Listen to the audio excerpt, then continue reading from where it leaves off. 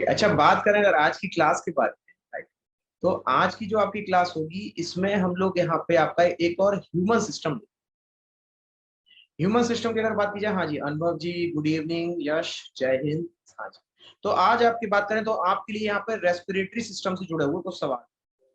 Respiratory system जिसको हम लोग यहाँ पे आपका जो है श्वसन तंत्र के नाम से जानते हैं, राइट? कैसे कैसे सवाल आते हैं, सवालों के बारे में अगर बात करें आपसे तो आपके लिए जैसे मान लीजिए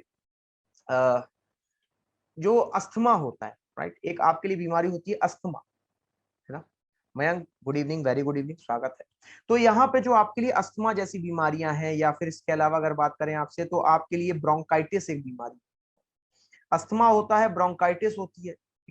इसी तरह से यहाँ पे आर्सेनिक की वजह से आपके जो है शरीर में जो है एक वो तो खैर चलो वो तो एक अलग बीमारी हो जाएगी, वो तो स्किन की बीमारी हो जाएगी। तो इसी तरह से आपकी जो अलग अलग बीमारियां हैं जो आपके लिए यहाँ पे पूरे का पूरा अंग है फेफड़ा, इस फेफड़े के बारे में आज हम लोग यहाँ पे पूरी की चीजें हर एक चीज जानेंगे, ठीक है? लेकिन क्लास की शुरुआत में अगर मैं बात करूं आपसे यहाँ पे एनडीए के बारे में, एक बढ़िया सा सवाल आपसे बताते हैं। हर्ट की अगर कभी बात हो, हाँ मयंक, ओ या पता याद नहीं रहा, बस अभी यहाँ पे क्लास लेके आया था ना तो याद नहीं रहा रिप्लाई करने का। यूट्यूब पे आपकी जो क्लासेस होंगी, ठीक है, एक बायो की क्लास होगी जो आप लोग ले सकते हो, ठीक है? एक बायो की क्लास होगी, क्योंकि बाकी सब तो अलग अलग यहाँ पे हो जाएगा आपका। बायो की क्लास जो है अभी 8 बजे से शुरू होगी आपकी, 8 से लेके 9 बजे तक, ये आप लोग ले सकते हो, नो डाउट। जो बायो के जो सिमिलर टॉपिक्स हैं वो आप पढ़ सकते हो, सेल हो गया, ये सब हो गया, ठीक है? इसके अलावा एक मेरा यहाँ पे जो है जीएस का टॉपिक जा रहा है, ठीक है? यहाँ पे इसके अलावा यहाँ पे आपके लिए एक यूपीजी के जाएगा, ठीक है? तो जीएस में ही आपका इकोनॉमिक्स भी आ जाएगा फिलहाल के लिए। हाँ, सफलता चैनल एएम या पीएम, ये आपका पीएम में होगा, ठीक है? रात में जो 10 बजे होगी वो आपके लिए नहीं होगी, वो जितने भी यूपी की तैयारी करने वाले छात्र होते हैं ये उनके लिए क्लास है, ठीक है? आपके लिए सिर्फ 8 से 9 की जो क्लास है बस यही बेस्ट है। बाकी अगर जीएस की तैयारी करनी हो तो आपके लिए यहाँ पे 12 बजे की क्लास है। हाँ, जीएस की भी आप लोग कर सकते हो, ठीक है?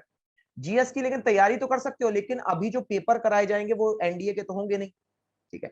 तो यहाँ पे जो आपके लिए पेपर होंगे वो होंगे आपके लिए यूपी ट्रिपल एससी के, ठीक है? तो यूपी ट्रिपल एससी के आप लोग यहाँ पे पेपर सॉल्व करो, ठीक है? चलिए, अब क्लास की स्टार्टिंग दोस्तों यहाँ पे आपको एक दो चीजें बतानी है, बस वो जरा ध्यान सुन लीजिएगा कि अगर यहाँ पे एक तो आप लोग की जो एक शिकायत थी शायद हिस्ट्री की पीडीएफ की, राइट?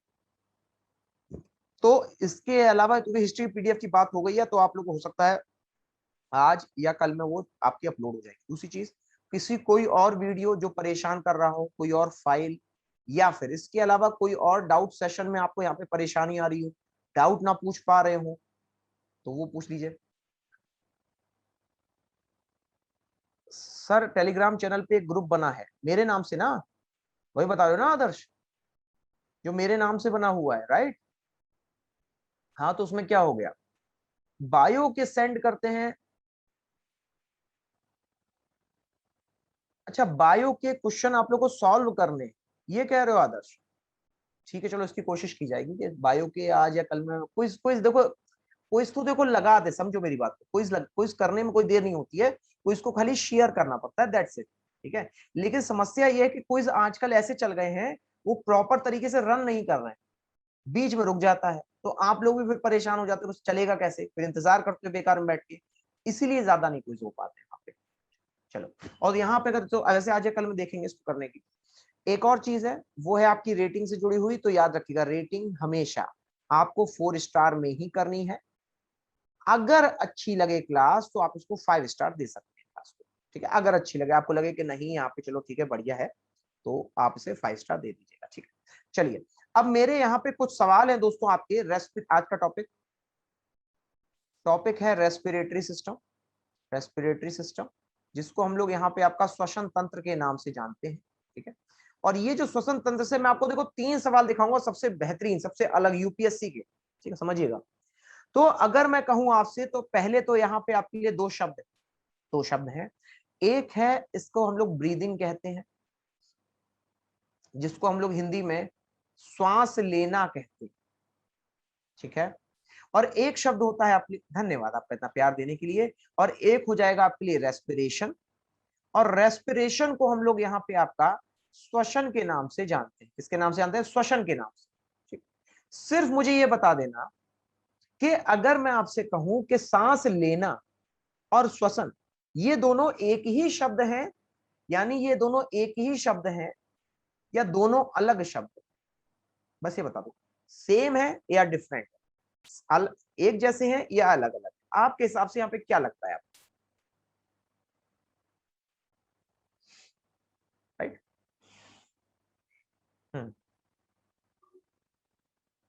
ठीक है, ठीक है।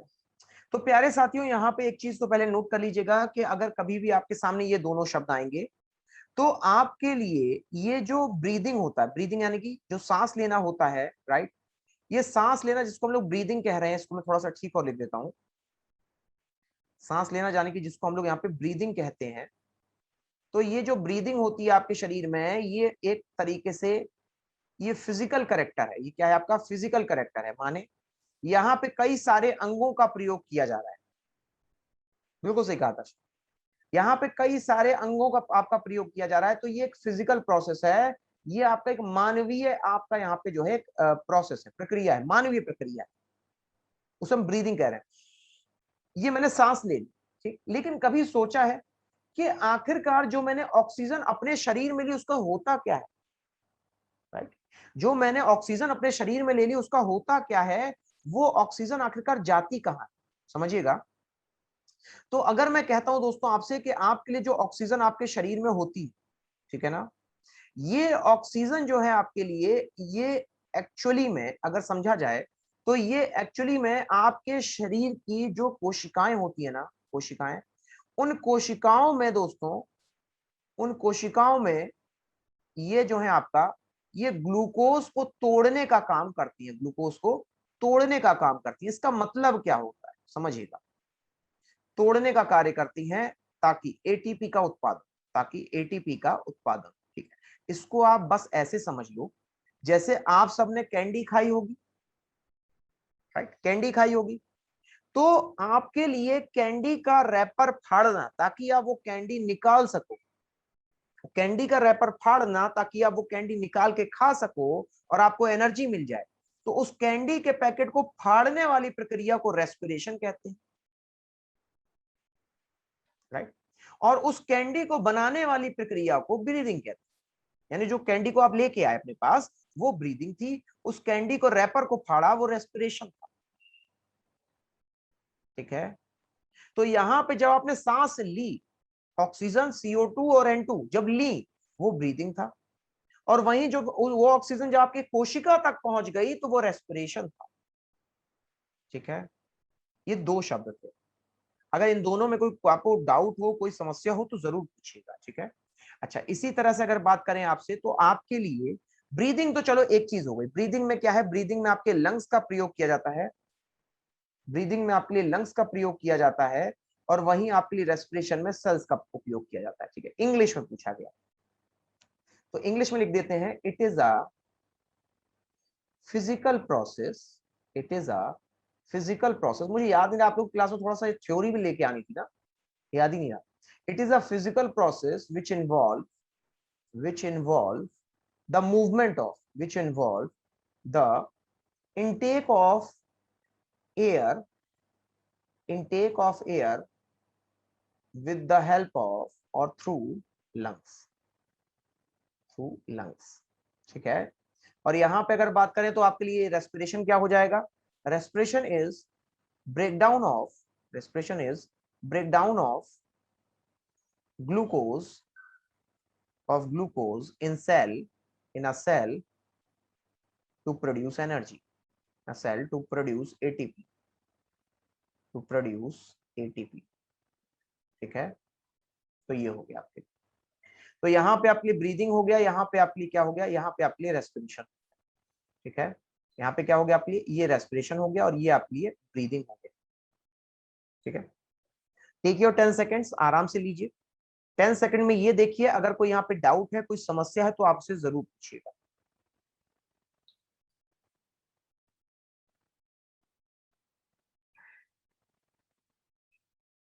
वरना कहिए तो आगे बढ़े, आगे बढ़ा जाए, ठीक है। उम्मीद करता हूं यहाँ तक क्लियर हो गया, दो ही शब्द थे, ठीक है। अब देखिए, इसी आपके रेस्पिरेशन से एक आपको चीज और बता, ठीक है। यहाँ पे अगर कभी भी मैं रेस्पिरेशन की बात करता हूँ, यानी जो मैं कोशिका में बात कर रहा हूँ आपसे, ठीक है, रेस्पिरेशन यानी कि जब भी मैं श्वसन की बात करता हूँ तो ये दो प्रकार का निकलता है। एक को मैं यहाँ पे आपका एरोबिक कहता हूं, यानी ऑक्सीकरण कहता हूं, ऑक्सीजन युक्त कहता हूं, ऑक्सी श्वसन कहता हूं। दूसरा आपका एनारोबिक होता है, यानी अनॉक्सी होता है। दूसरा आपका एनारोबिक होता है, यानी कि अनॉक्सी होता है। ठीक है, अब अगर मैं कहूँ दोस्तों आपसे कि ये जो रेस्पिरेशन हो रहा है एरोबिक, ये ऑक्सीजन की सहायता से हो रहा है, तो आप कहेंगे सर कौन सी बड़ी बात है, ऑक्सीजन की सहायता से तो होता ही होता है, राइट। तो यहां पे अगर बात की जाए आपसे, ये जो ऑक्सीजन की सहायता से होगा, समझिएगा इसको, तो यहां पर आपका जो ग्लूकोज होगा, नोट कीजिएगा, आपका जो ग्लूकोज होगा ये टूटेगा, और ये ग्लूकोज टूट के फिर से CO2 प्लस H2O बनाएगा। ठीक, ऑक्सीजन ने देखो क्या किया, ग्लूकोज को तोड़ा तो क्या बनी, CO2 बनी, यही वापस फेफड़ों में चली जाएगी।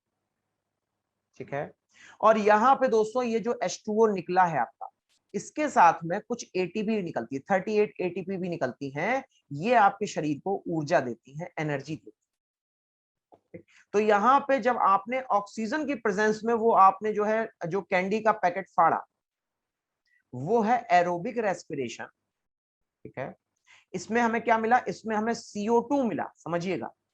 लेकिन वहीं सोचिए जब ऑक्सीजन नहीं होगी, ठीक है, वहीं जब आपके लिए ऑक्सीजन नहीं होगी, तो यहां पर आपके लिए जो वही ग्लूकोज था, जो ऑक्सीजन नहीं है, तो यही जो ग्लूकोज है ये केवल अपना रूप बदल लेगा, ये अपना रूप बदल लेगा। कैसे, ये दोस्तों यहां पे आपका अल्कोहल में बदल जाए।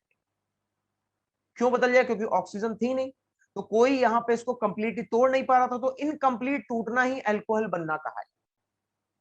ठीक है, इसका सबसे अच्छा उदाहरण बता दें क्या है, एनारोबिक रेस्पिरेशन का सबसे अच्छा उदाहरण, यहाँ पे आप लोगों ने सिरका जरूर खाया होगा, जिसको विनेगर कहा जाता है।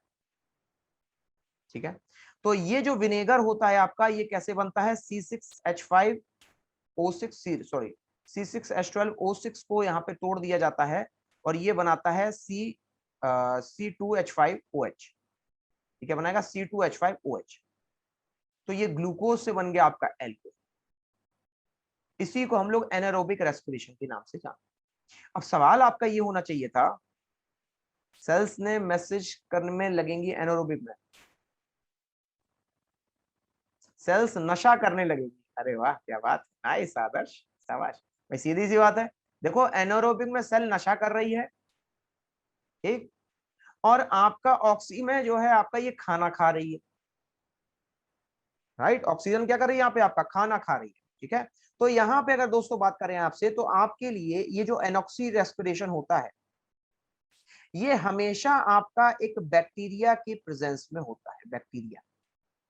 ठीक है, तो बैक्टीरिया की प्रेजेंस में एनारोक्सी रेस्पिरेशन, और ऑक्सीजन रेस्पिरेशन जो है आपका, ये आपकी मानव सेल, मानव कोशिकाएं, स्तनधारी कोशिकाओं, इनमें। ठीक है, तो दो रूप हैं आपके लिए, एक हो गया एरोबिक, दूसरा हो गया एनारोबिक। इससे पहले क्या पढ़ा हम लोगों ने, इससे पहले हम लोगों ने यहाँ पे आपका रेस्पिरेशन और ब्रीदिंग के बारे में जाना। तो ये दो चीजें हो गई। अच्छा, इसके अलावा अगर बात करें आपसे, एक चीज और होती है। ठीक है, जरा इसको समझने का प्रयास कीजिएगा, कि अगर मैं आपको ये फोटो दिखाता हूँ, जरा इसको ध्यान से देखो। ठीक है, अगर आप इस पूरे यहाँ पे प्रोसेस को देखेंगे, तो बीच में ये आपका दिल है, ये क्या है आपके लिए, दिल। लेकिन इसी यहाँ पे फेफड़े के बीच की जगह में दोस्तों, इसको देखो जरा, ये दिख रहा है, येलो कलर से दिखाते हैं, ये क्या दिख रहा है, दिख रहा है ये। ठीक है, इसको यहाँ पे हम लोग आपका थाइमस ग्लैंड के नाम से जानते हैं, नोट कर लो, ये क्या है आपके लिए, ये यहाँ पर आपकी थाइमस ग्रंथि। ठीक है, जो आपके शरीर में थायरॉक्सिन का उत्पादन करती है। तो पूछा जाता है, फेफड़ों में आपके लिए कौन सी ग्रंथि होगी, तो थाइमस ग्लैंड होगी। फेफड़ों में आपके लिए कौन सी ग्रंथि होगी, तो आपके लिए दोस्तों थाइमस ग्रंथि होगी। ठीक है, चलिए आगे बढ़ते हैं। तो यहाँ पे अगर बात करें बाप से, तो आपके लिए जो रेस्पिरेशन होता है, रेस्पिरेशन में मेनली अगर देखिए, तो आपके पूरे श्वसन में तीन चीजों का प्रयोग किया जाता है, तीन से ज्यादा भी हो जाएंगे, अभी देख लेंगे।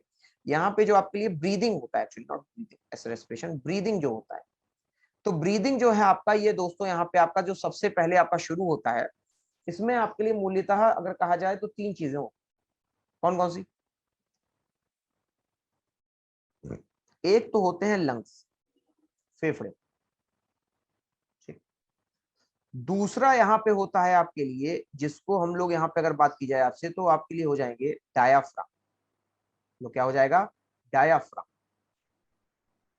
और तीसरी चीज हो जाएगी आपकी पसलियां, जिसको हम लोग रिब्स के नाम से जानते हैं, जिसको हम लोग रिब्स के नाम से जानते हैं। तो आपका जितना भी रेस्पिरेटरी सिस्टम है, रेस्पिरेटरी सिस्टम का मतलब जो आप सांस लेते हो छोड़ते हो, ये आपकी इन तीन चीजों पर निर्भर करती है। कौन कौन सी?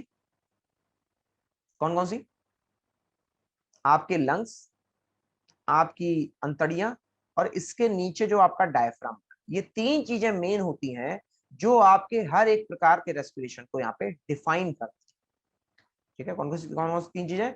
लंग्स यानी कि फेफड़ा, डायफ्राम और पसली। ठीक। तो अब हम लोग यहाँ पे इसी का आपका कार्य देखेंगे, क्योंकि यहाँ पे अगर आप कभी भी सांस लेते हैं, समझिएगा, यहाँ पे अगर आप कभी भी सांस लेते हैं तो, अच्छा सांस लेने के अगर बारे में बात करें आपसे, अब एक पहले ये बता देते हैं, तो आपके दो यहाँ पे फॉर्मूले होते हैं, दो चीजें होती हैं, दो शब्द होते हैं। एक होता है इंस्पायरेशन, एक क्या होता है? इंस्पायरेशन। ठीक है। एक इंस्पायरेशन होता है, एक एक्सपायरेशन होता है। एक क्या होता है? एक्सपायरेशन। इंस्पायरेशन का मतलब होता है सांस अंदर लेना। सांस अगर आप अंदर कस के लोगे तो वो इंस्पायरेशन। ठीक है, वो क्या है आपके यहाँ पे? इंस्पायरेशन। और वहीं अगर दोस्तों बात करें आपसे, आपके लिए जो एक्सपायरेशन होता है, ये एक्सपायरेशन का मतलब होता है सांस बाहर दे छोड़ना, सांस बाहर छोड़ना। बड़ी बड़ी दो नॉर्मल से शब्द हैं, एक्सपायरेशन और इंस्पायरेशन। सांस अंदर लेना, सांस अंदर छोड़ना। ठीक है। अगर बात करें यहाँ पे आपसे, तो सांस अंदर लेना और सांस अंदर छोड़ना, ये तो बात हो गई किसके बारे में? ये लंग्स के बारे में। ठीक है। क्या ऐसा भी होता है कि हमारी कोशिका में भी आपका दोस्तों रेस्पिरेशन होता है? ऐसा होता है क्या? क्या हमारी कोशिका में यानी कि सेल में भी सेलुलर रेस्पिरेशन भी होता है? अगर मैं कहूं तो आपसे पूछा जाएगा, जरा ध्यान सुनिएगा, आपसे पूछा जाएगा कि आपकी कोशिका में जो रेस्पिरेशन होता है वो कहां पे होता है? Right, right. कहां पे होता है? मैं सबको ऑप्शन दूंगा, सब लोग जरा चूज करके देखिएगा। पहला हो जाएगा न्यूक्लियस में, और दूसरा होगा माइटोकॉन्ड्रिया में। बताइए क्या जवाब देंगे आप लोग यहाँ पे? ऑप्शन नंबर 1 न्यूक्लियस, या ऑप्शन नंबर 2 माइटोकॉन्ड्रिया?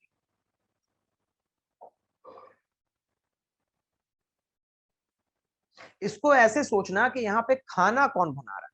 जो एटीपी का निर्माण कर रहा होगा, जो ऊर्जा का निर्माण कर रहा होगा, उसको ऑक्सीजन चाहिए होगी।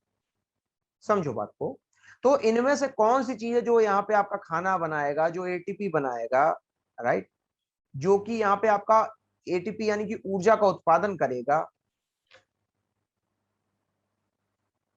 तो यहाँ पे नोट कीजिएगा प्यारे साथियों, आपके लिए जो राइट आंसर हो जाएगा वो होगा माइटोकॉन्ड्रिया। तो माइटोकॉन्ड्रिया में दोस्तों होता क्या है कि यहाँ पे आपके दो प्रक्रियाएं होती है। ठीक है दानिश, यहाँ पे आपके लिए दो प्रक्रियाएं होती है। ठीक? एक को हम लोग यहाँ पे ग्लाइकोलिसिस कहते हैं। क्या कहते हैं? ग्लाइकोलिसिस। ग्लाइकोलिसिस का मतलब ग्लूकोज के आयन को तोड़ना, ग्लाइकोलिसिस। ठीक है। और दूसरा जो है दोस्तों, ये ग्लाइकोलिसिस कहाँ होता है? तो ये ग्लाइकोलिसिस जो है आपका जो अगर मैं कहूं तो मैट्रिक्स जो होता है, मैट्रिक्स, मैट्रिक्स समझते हो? जो उसका स्विमिंग पूल है माइटोकॉन्ड्रिया का, वहां पे ये ग्लाइकोलिसिस होती है। ठीक है। कैसे पता चलता है कितने एयर लीटर वो एयर, अभी बताते हैं। यहाँ पे अगर दोस्तों इसके अलावा अगर बात की जाए आपसे, तो यहाँ पे एक और आपकी प्रक्रिया होती है, उसको हम लोग क्रेब साइकिल के नाम से जानते हैं। ठीक है। किसके नाम से जानते हैं? क्रेब साइकिल के नाम से जानते हैं। ये जो क्रेब साइकिल होती है आपकी, ये यूजुअली आपके माइटोकॉन्ड्रिया के क्रिस्टे पे होती है। किस पे होती है? क्रिस्टे पे होती है। ठीक है। और ग्लाइकोलिसिस आपकी हमेशा मैट्रिक्स में आपकी यहाँ पर होती है। ठीक। तो ये तो केवल आपकी दो चीजें कि यहाँ पे अगर कहीं पूछा जाए तो आपके लिए जो रेस्पिरेशन है वो आपका कितने प्रकार का है? वो यहाँ पे आपके लिए हो जाएगा कुल आपके दो प्रकार का। एक तो सेलुलर रेस्पिरेशन, ठीक है, जहां पे आपके लिए जो सेल्स हैं वो यहाँ पे आपकी क्या कर रही हैं, आपका ये सांस को अंदर बाहर कर, ठीक है। और वहीं इसके अलावा अगर बात करें आपसे तो एक हो जाएगा आपके लिए मानवीय रेस्पिरेशन। तो आइए सबसे पहले देखते हैं अब यहाँ पे मानवीय रेस्पिरेशन के बारे में। अब आपने कहा कि सर यहाँ पे अगर मान लीजिए हम लोग कैसे पता चलेगा, तो यहाँ पे आपके लिए जो मेजरमेंट करिया जाता है वो आपका यहाँ पे सांस के अंदर बाहर लेने पे जो आपका यहाँ पे इंक्रीज इन साइज होता है, उसके अनुसार ये देखा जाता है कि कितने यहाँ पे दोस्तों आपके लिए जो अगर कहा जाए कितने एमएल जो है आपकी ये ऑक्सीजन यहाँ पे बाहर निकली, ठीक है। आपकी एयर को नापा जाता है और उस एयर के नापने के आधार पे यहाँ पे ये तय किया जाता है कि आखिरकार एक सामान्य सांस लेने और छोड़ने में, एक सामान्य सांस लेने और छोड़ने में कितना यहाँ पे आपकी ऑक्सीजन बर्बाद या आपकी उपयोग, ठीक है। तो समझिएगा यहाँ पे अगर बात की जाए आपसे तो आपके लिए, ओहो ये तो अभी भी दिक्कत गई नहीं है, ओहो अरे हाँ, तो यहाँ पे दोस्तों अगर बात करें एक बार फिर से देखें, हाँ ये दिक्कत अभी भी है, ठीक। तो यहाँ पे अगर दोस्तों बात करें आपसे तो आपके लिए चलिए पहले तो यहाँ पे अब ये चूंकि काम नहीं कर रहा है, इसको यही बता देते हैं कि एक, हाँ, कि एक सामान्य सांस लेने में, मतलब आपने देखो आपने सांस ली, हाँ जी अभिजीत स्वागत है आपका लेकिन क्लास में, आपने सांस ली ये वाली, तो एक जो नॉर्मल सामान्य सांस ली है आपने, इसको हम लोग अंग्रेजी में टाइडल वॉल्यूम के नाम से जानते हैं, वो कर लीजिएगा, इसको हम लोग यहाँ पे आपका टाइडल वॉल्यूम के नाम से जानते हैं, ठीक। तो ये जो आपके लिए टाइडल वॉल्यूम होता है ना, ठीक है, तो ये जो आपके लिए टाइडल वॉल्यूम होता है इसको यहाँ पर हम लोग कहते हैं कि भैया ये कम से कम 500 ml तो रही होगा, आधा लीटर तो रही होगी ऑक्सीजन, ठीक है, सामान्य सांस लेना।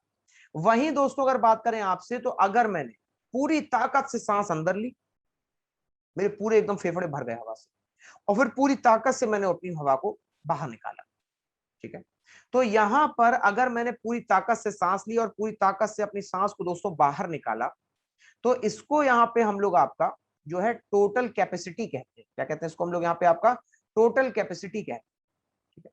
तो ये जो आपकी टोटल कैपेसिटी होती है आपकी लंग्स की, टोटल लंग्स कैपेसिटी कहा जाता है, क्या कहते हैं टोटल लंग कैपेसिटी के नाम से जानते हैं, टीएलसी कहते हैं, ठीक है।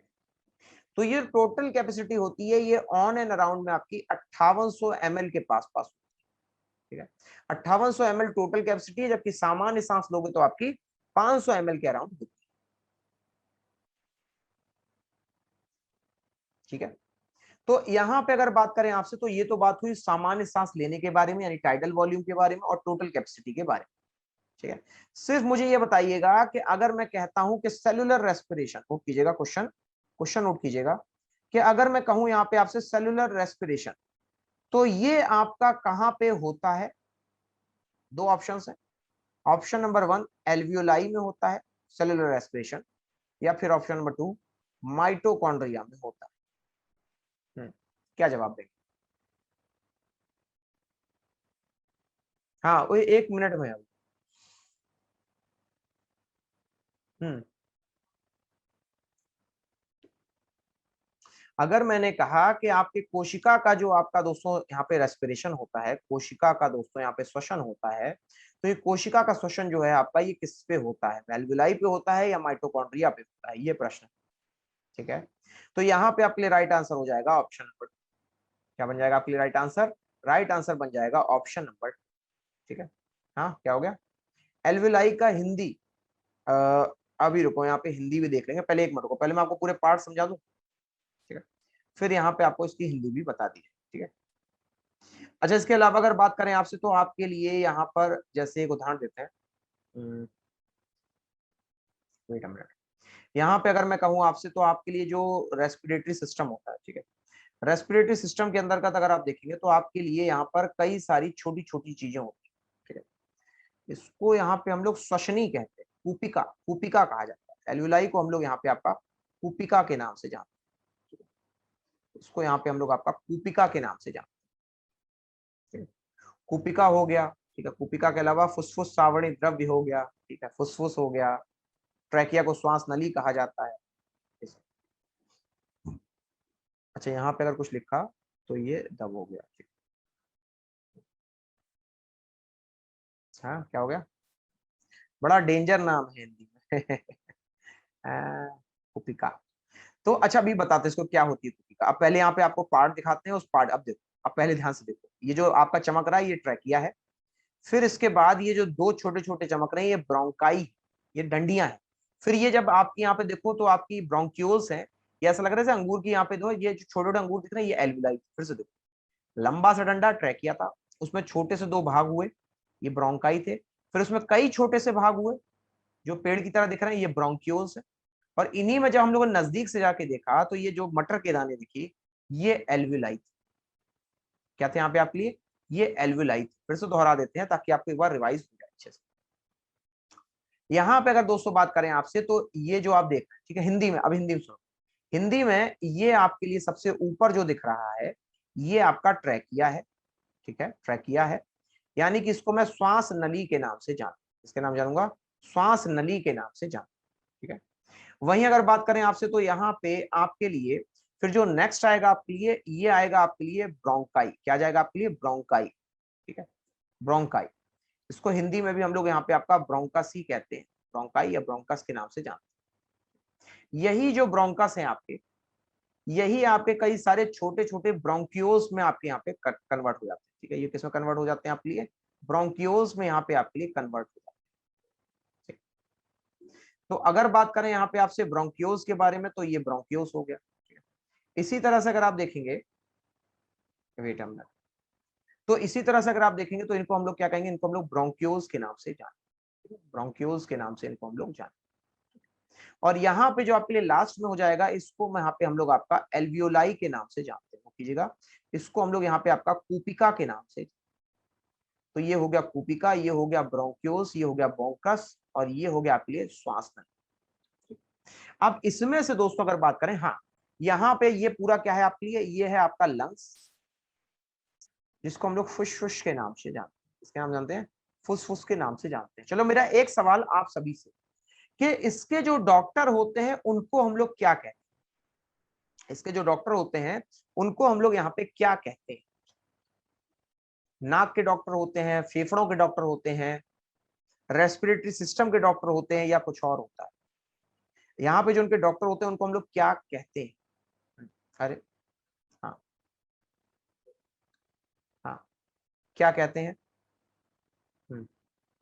ऑप्शंस, ठीक है, ऑप्शंस हो जाएंगे यहाँ पे आपके लिए। पहला ऑप्शन हो जाएगा यहाँ पे आपके लिए राइनोलॉजिस्ट,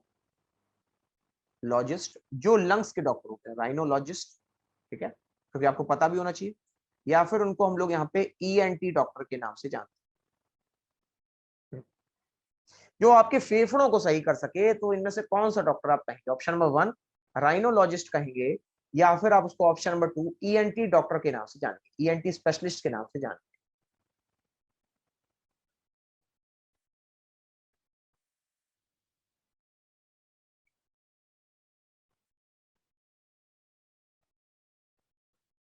तो प्यारे साथियों, नोट नोट कीजिएगा, यहाँ पे जो आपके लंग्स से जुड़ी हुई समस्या को देखेंगे डॉक्टर, उसको ईएनटी कहा जाता है, ear nose throat specialist, ear nose throat specialist, ठीक है। राइनोप्लास्टी होती है, राइनोप्लास्टी का मतलब होता है नाक को ठीक करना, वो एक अलग शब्द है, ठीक है।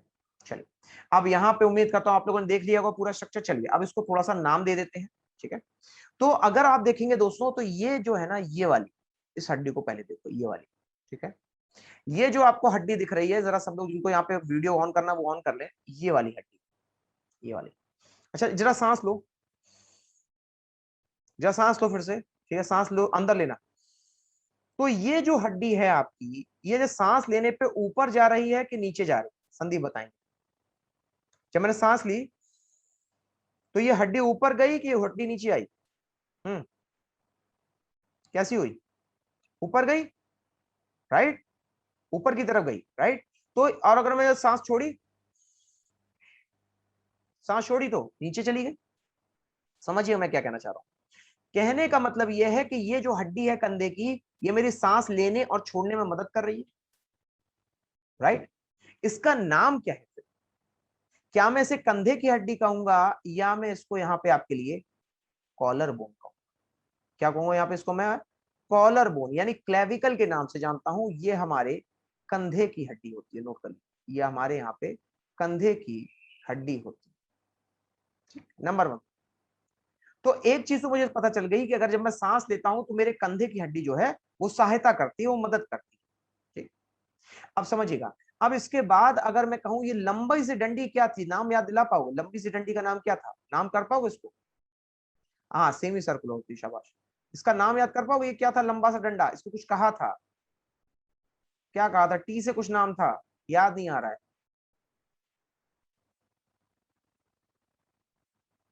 हाँ, क्या नाम था? शाबाश। यहां पे इसका नाम हो जाएगा आपके लिए ट्रैकिया। और इसी को यहाँ पे हम लोगों ने आपका हिंदी में श्वास नली के नाम से जाना। ये श्वास नली थी, ठीक है। चलिए अगला आने वाला है, तैयार रहिएगा। फिर अब मैं हम लोग आएंगे इसके जो दो छोटे छोटे भाग हो रहे थे, क्या कहा था? ट्रैक करने वाली हड्डी, हाँ बिल्कुल सही है, ट्रैक करने वाली हड्डी, शाबाश। ठीक है, यहाँ क्या कहा था मैंने? इनको ब्रोंकाई कहा था। क्या कहा था इनको मैंने? ब्रोंकाई कहा। तो ये थे आपके ब्रोंकस यानी कि आपके ब्रोंकाई। अब थोड़े से और अंदर जाएंगे, उनको थोड़ा सा और विभाजित करने का प्रयास करेंगे, तो यही ब्रोंकाई बन जाएंगे ब्रोंक्यूल्स। वो कर लीजिएगा, यही ब्रोंकाई जो है बन जाएंगे ब्रोंक्यूल्स। वो कर लीजिए, यही आपके लिए ब्रोंक्यूल्स बन जाएंगे। ठीक है, क्लियर हो गया? ये क्या बन जाएंगे आपके लिए? यही आपके लिए ब्रोंक्यूल्स बन जाएंगे। ठीक। अच्छा, इसके अलावा अगर बात करें आपसे, तो आपके लिए देखो ये छोटे छोटे से यहाँ पे क्या दाने जैसे है ना, देख रहे हो? यही जो दाने होते हैं ना, अभी मैं इसको आपको बताऊंगा, यही जो दाने होते हैं ये आपके रेस्पिरेशन में सहायता करते हैं। ठीक है, यही जो दाने होते हैं ये आपके रेस्पिरेशन में सहायता करते हैं। और इनको हम लोग यहाँ पे आपका कूपिका के नाम से जानते हैं। इनको हम लोग किस नाम से जानते हैं? आपका, इन्हीं को यहाँ पे हम लोग आपका कूपिका यानी कि एल्वुलाई के नाम से जानते हैं। तो अगर बात करें आपसे, फिर ये फट्टा जैसा क्या दिख रहा है? ये जो फट्टा जैसा है ये क्या है? ये फट्टे जैसा क्या दिख रहा है? ऐसा नहीं लग रहा जैसे टेबल पे आपने जो है यहाँ पे लंग्स को रख दिया गया हो, लंग्स को ऐसे टेबल पे रख दिया गया हो, ऐसा नहीं लग रहा? राइट। तो ये जो फट्टे जैसा आपको दिख रहा है, इसको हम लोग यहाँ पे आपका डायाफ्राम कहते हैं, तो कर लीजिएगा, ये आपका डायाफ्राम होता है। अब समझिएगा, अब इसको जरा समझने का प्रयास करते हैं। यहाँ पे जब आप जो है सपोर्ट करने के लिए, जब आप यहाँ पे सांस भरोगे तो लंग्स फैलेगा। सांस भरोगे तो लंग्स क्या होगा? फैलेगा, यानी बाहर की तरफ जाएगा। तो जब ये बाहर की तरफ जाएगा तो ये आपका चपटा हो जाएगा, फ्लैट हो जाएगा। ऐसा रहा होगा, सांस ली तो ये ऐसा हो गया। ठीक, फिर जैसे ही आपने सांस छोड़ी तो ये वापस इस तरह से आ गया। फिर सांस ली तो ऐसा हो गया, फिर सांस छोड़ी तो ऐसा हो गया।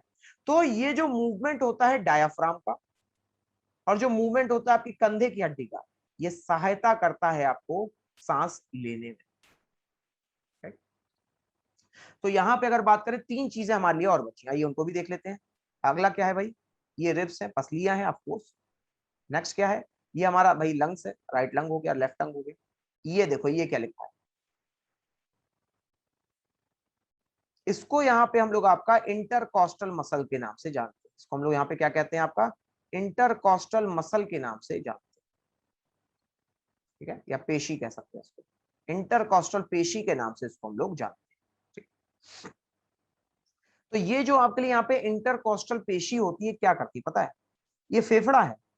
अब ऐसा नहीं लग रहा है कि फेफड़े को खाली ऐसे यहाँ पे जो है आपके लिए जो है, अगर जो ये पसलियां हैं इसमें फेफड़े को रख दिया गया, ठीक, तो कभी भी निकल जाएगा। अगर ऐसे फंसा के रख दोगे तो कभी भी हो सकता है निकल ना जाए, राइट।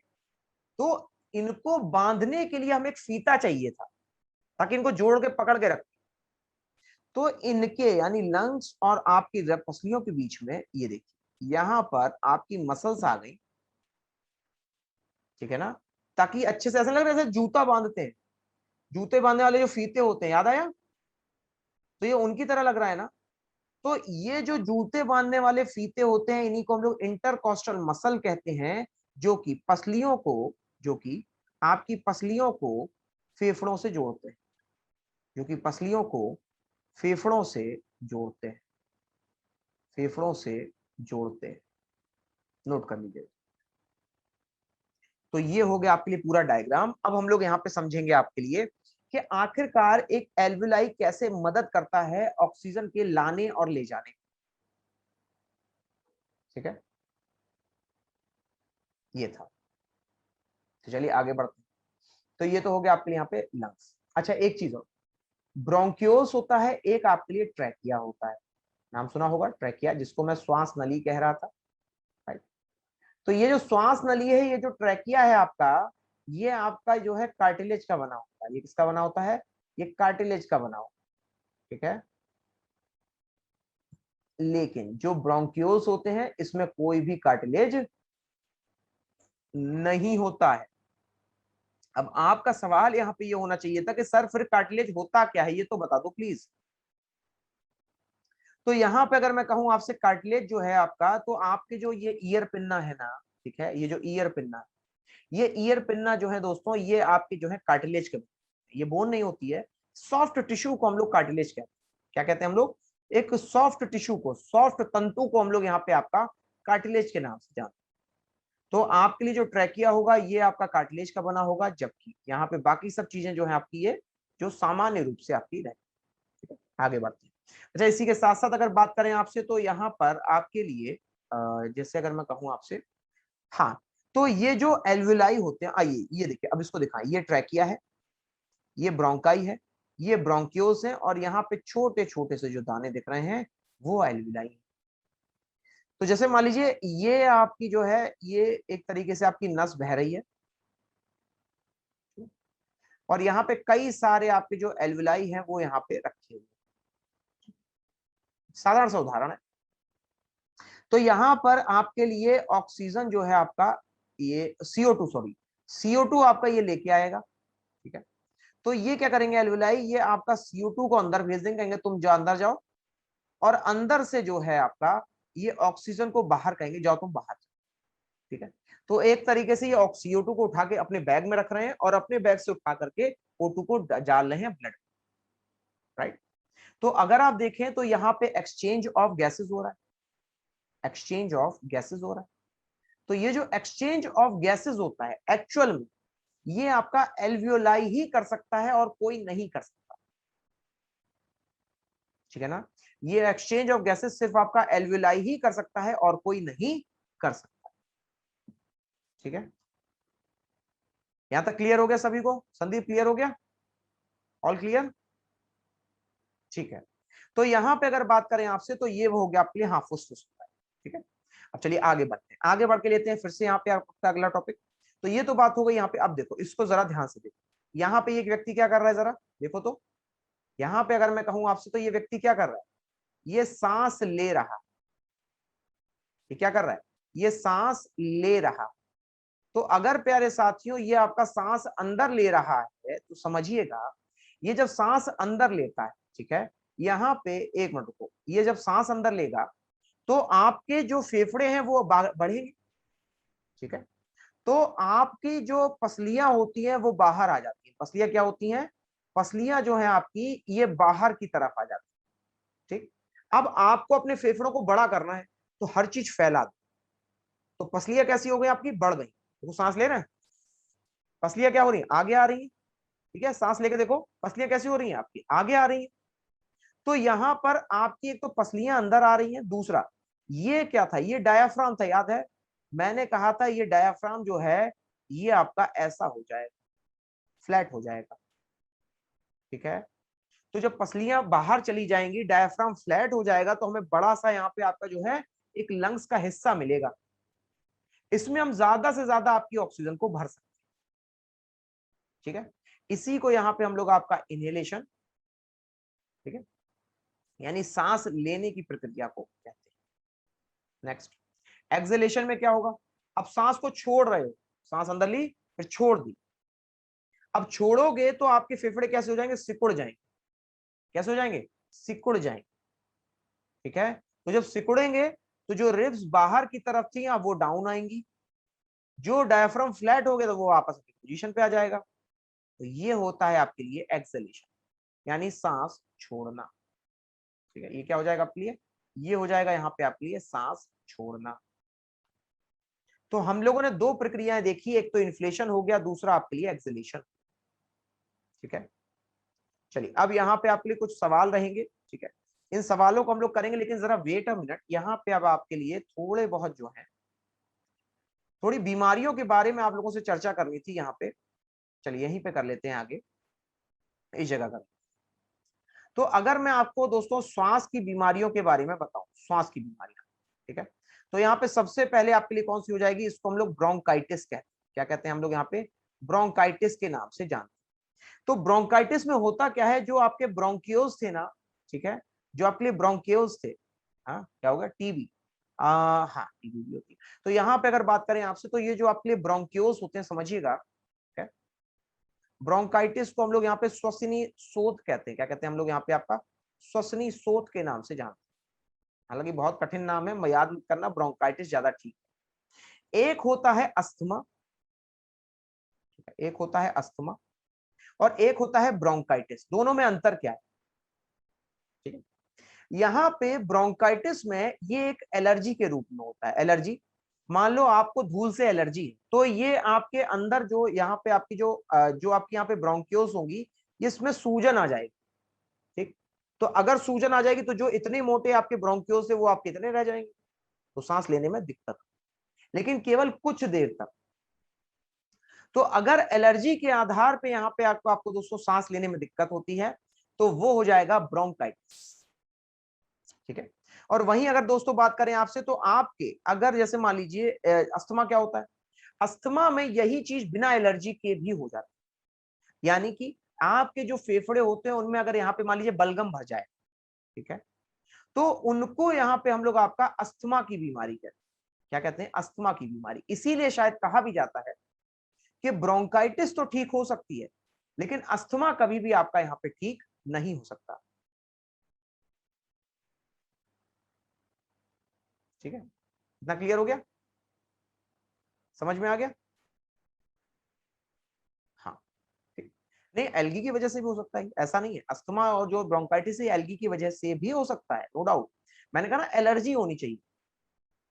एलर्जी कोई भी हो सकती है, धूल हो सकती है, दूध हो सकता है, या कोई मसाला हो सकता है जिसकी महक से आपको जो है सांस फूल जाए। अस्थमा कहाँ होता है, फेफड़ों में बेटा, फेफड़ों में। अस्थमा कहाँ होता है आपके लिए, फेफड़ों में होता है। ठीक है, अब यहाँ पे अगर बात की जाए इसके अलावा आपसे, तो और भी कई सारी बीमारियां हैं। जैसे अगर बात करें आपसे, तो यहाँ पे आपके लिए अस्थमा हो गया, ठीक है, अस्थमा के अलावा यहाँ पे आपके लिए इन्फ्लुएंजा हो गया। एक और बीमारी लीजिएगा, इन्फ्लुएंजा। तो ये जो इन्फ्लुएंजा बीमारी होती है आपके लिए, ये यहाँ पर एक वायरस से होने वाली बीमारी है। इससे होने वाली बीमारी है, वायरस से होने वाली बीमारी। ठीक है, इसको हम लोग यहाँ पे आपका फ्लू भी कहते हैं। क्या कहते हैं यहाँ पे, आपका फ्लू के नाम से भी जानते हैं। ठीक है, तो ये जो वायरस यानी फ्लू से होने वाली आपकी बीमारी होती है, ब्लड वाला कफ नहीं, नहीं खांसी, सिर्फ खांसी, सर्दी खांसी होती है, नॉर्मल नॉर्मल सर्दी खांसी होती है, उसी को हम लोग यहाँ पे आपका जो है फ्लू यानी इन्फ्लुएंजा के नाम से जानते हैं। ठीक है, तो यहाँ पे अगर बात करें आपसे, तो आपके लिए जो नॉर्मल सर्दी खांसी, ये जो नॉर्मल फ्लू है, नॉर्मल वायरस है, इसी को हम लोग यहाँ पे इन्फ्लुएंजा कहते हैं। फिर इसी में क्या होता है कि यहाँ पे आप लोग जो है कुछ वो फुसफुस टाइप का लगा लो, तो आपकी ये तीनों बीमारियां ठीक हो सकती है। ये क्या है, ये सामान्य सर्दी खांसी। इन्फ्लुएंजा क्या होता है, सामान्य सर्दी खांसी। ठीक है, तो ये हो गया। अच्छा, इसी तरह से यहाँ पे आपको एक और चीज बताते हैं, दमा। अस्थमा को ही हम लोग यहाँ पे दमा कहते हैं। इसी तरह से दोस्तों यहाँ पे आपके लिए एक और बीमारी होती है, चौथी, जिसको हम लोग ट्यूबरक्यूलोसिस कहते हैं। क्या कहते हैं यहाँ पे, ट्यूबरक्यूलोसिस के नाम से जानते हैं। ठीक है, शॉर्ट में इसको हम लोग टीबी कहते हैं, टीबी, ट्यूबरक्यूलोसिस। तो ये जो टीबी नामक आपके शरीर की बीमारी होती है, समझिएगा, ये दोस्तों यहाँ पे आपके लिए क्या करती है, यहाँ पर आपके फेफड़ों में पानी भर जाता है। फेफड़ों में क्या हो जाता है, फेफड़ों में पानी भर जाता है। ठीक है? तो फेफड़ों में पानी भर जाएगा तो आपको यहाँ पे काफी देर तक खांसी आएगी, बहुत तेज खांसी आती है। टीबी की एक सबसे बड़ी बीमारी है, बहुत तेज खांसी आती है, खून की खांसी भी आ सकती है, खूनी खांसी भी कह सकते हैं। तो ये जो आपके लिए खूनी खांसी या बहुत तेज खांसी होती है, राइनो वायरस, हाँ वेरी गुड।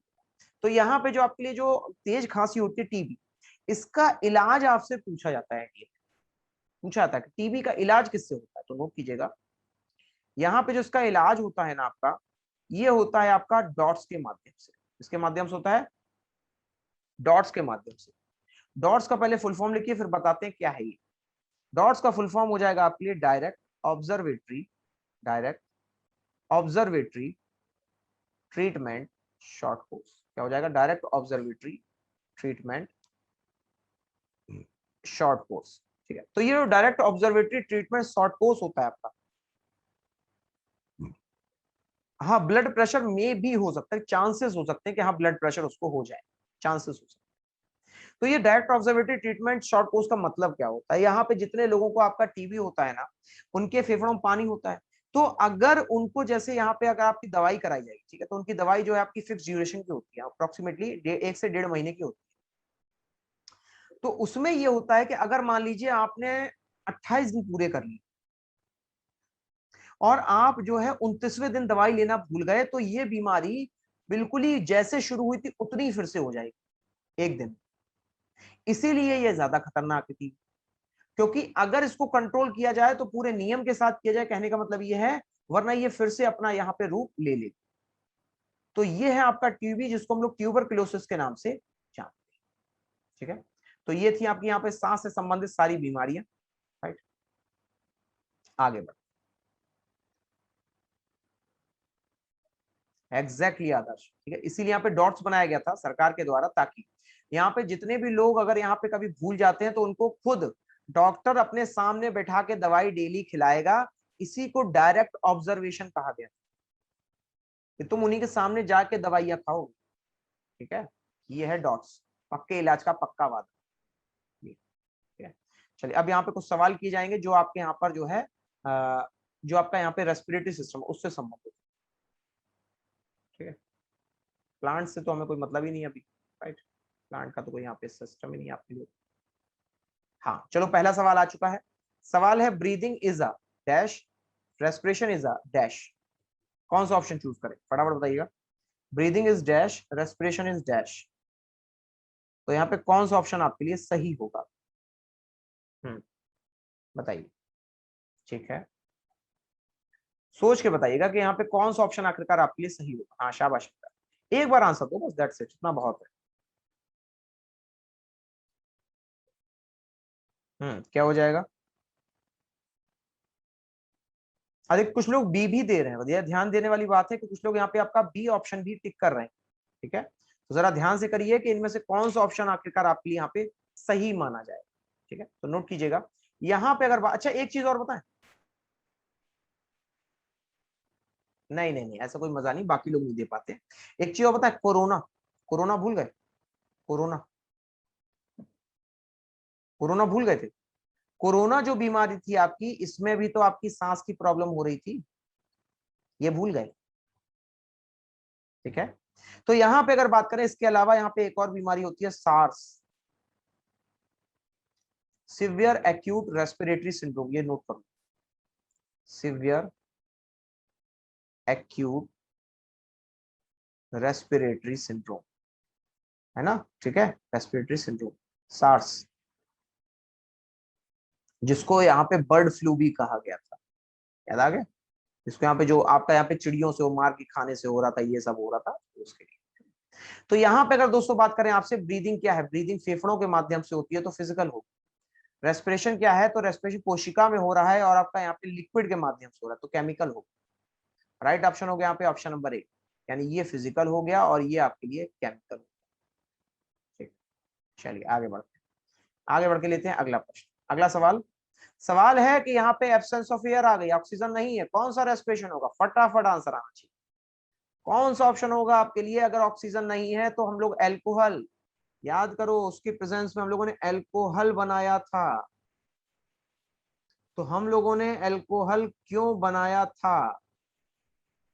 हाँ जी, यहाँ पे हम लोगों ने जो एल्कोहल है वो क्यों बनाया था? कौन सा ऑप्शन होगा आपके लिए?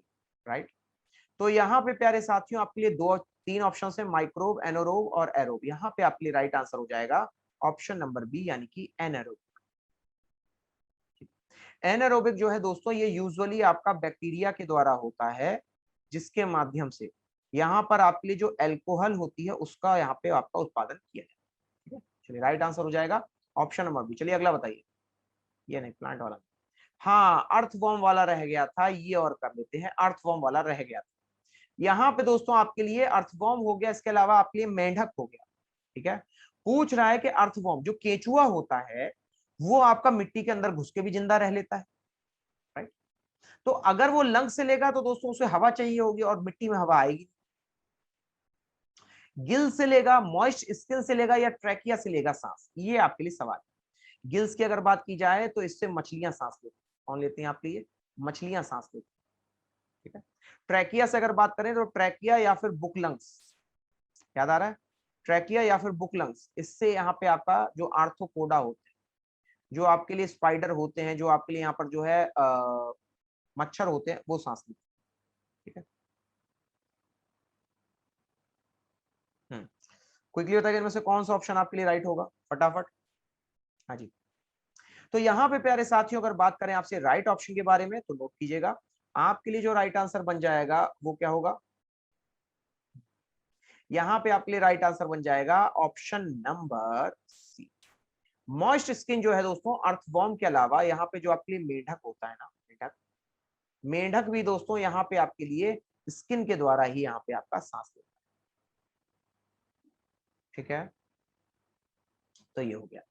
चलिए आगे बढ़ते हैं, अगला सवाल लेते हैं, अगला नेक्स्ट क्वेश्चन। अगला सवाल क्या कह रहा है कि जब हम सांस लेते हैं, समझिएगा, जब हम सांस लेते हैं तो अंदर से जो आपका ऑक्सीजन होती है वो ऑक्सीजन बढ़ती है कि घटती है? अगर बढ़ती है तो प्रेशर क्या हो जाता है? क्योंकि प्रेशर इज इक्वल टू होता है mass upon volume. Pressure is equal to क्या होता है? Mass upon volume. तो वो ये कह रहा है कि अगर वॉल्यूम बढ़ेगा तो पी क्या होगा? बताओ, अगर वॉल्यूम बढ़ेगा तो पी क्या होगा, ये पूछ रहा है वो आपसे। बड़ा ही सरल सिंपल सा यहाँ पे आपके लिए प्रश्न है, फटाफट से देख के जरा बता दीजिए कौन सा ऑप्शन आपके लिए राइट होगा।